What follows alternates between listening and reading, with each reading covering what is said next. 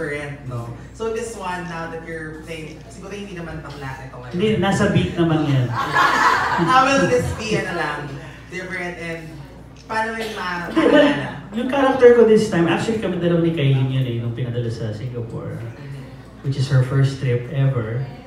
So anyway, going back, yung character ko dito medyo tricky kasi first time kong gaganap na producer. Wow!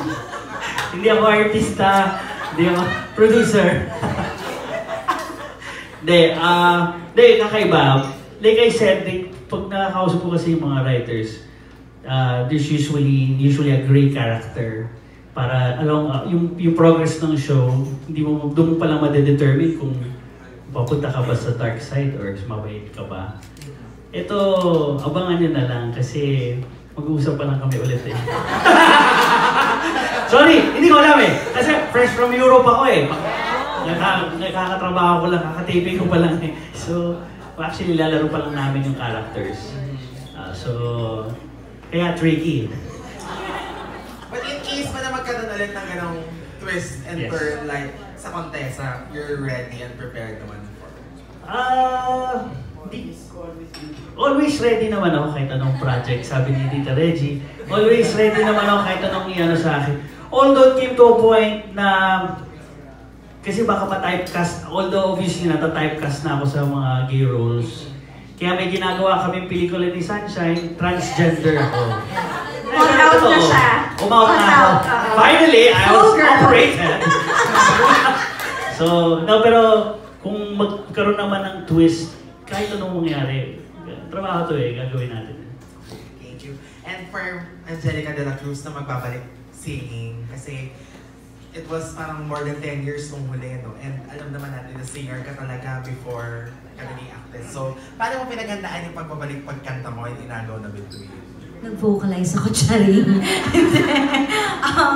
Pinaghandaan? Actually, hindi pa nga rin ako handa eh. Kinakabahan pa rin ako pagkakanta kami. Tsaka hindi pa ako nagre-recording din. Pero, I'm very excited kasi first love ko talaga is singing. And Sample. Ayoko nga nung maigsik, inahata ko nga si Shine kanini. Dapat pagkatapos si Kailin, kami naman ayaw. Tsaka lang daw. Yan, I'm very, very happy na makakakanta ko ulit. Kahit pa konti-konti lang sa show. At saka sana sure naman na hindi lang isa yung kantang kakantahin mo. Sana. Yung paulit-ulit lang. And so, last question for Sunshine, Angelica, and Angelo, because parang ang comment talaga when this show was first launched, yung pinagsama-sama yung tatlong prinsesa ng GMA noong araw, and now you're joining forces in Inagaw na Between. Ano lang yung nilook forward nyo when you do scenes together? And Direct Mark, paano ba na-conceive na ito yung cast na pagsama-samahin? Kasi lahat nga sila may track record.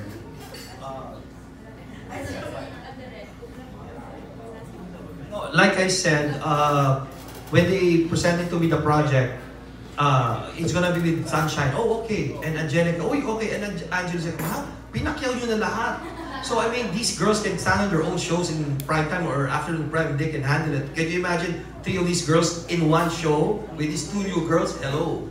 Diba? So, that's how I know. I mean, baluarte ng GMA yung afternoon prime. So, talagang, of course, they'll get the best. So, we're very excited to work again.